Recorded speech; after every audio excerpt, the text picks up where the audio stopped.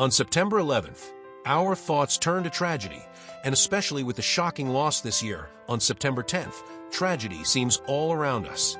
Death was never part of the original design. It entered the human story through sin, a consequence of the fall. Death is foreign and vile to us.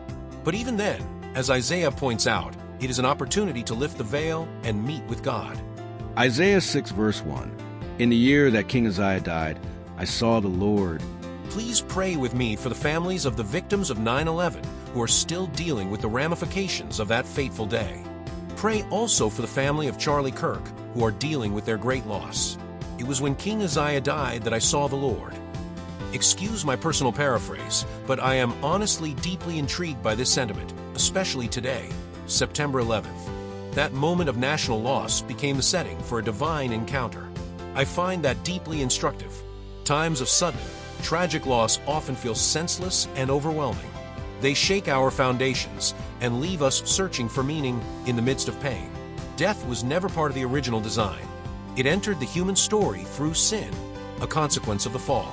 That is why it feels so unnatural and disturbing. We were not made for it, and yet it is an enigma we face it again and again. My own response to death is often a mix of futility, darkness, and anger. These emotions rise quickly and can cloud my ability to see clearly. But Scripture reminds me that it is precisely in these moments that the veil between heaven and earth can be pulled back.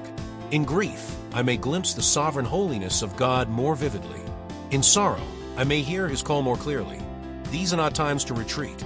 They are times to stand and respond. Today, I am reflecting on the tragedy of 9/11 and the loss of a bold Christian voice yesterday. Both events leave me unsettled. I do not like them.